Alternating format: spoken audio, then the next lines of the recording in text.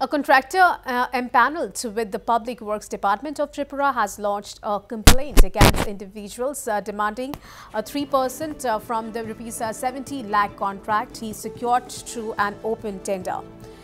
The miscreants also allegedly assaulted the contractor. The contractor, Keshav Saha, in his complaint in the West Agartala police station, alleged that individuals who now claim to be BJP workers and were involved in similar activities during the Left Front regime were behind the threat. Saha said that he was threatened when he visited the PWD office complex to discuss the project he had been awarded as the lowest bidder.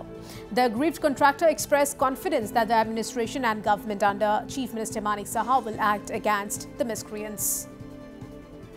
গতকাল দুপুর 1টা নাগাদ একটা dish এই টাইমে PWD অফিসে division 5 এ গেছি।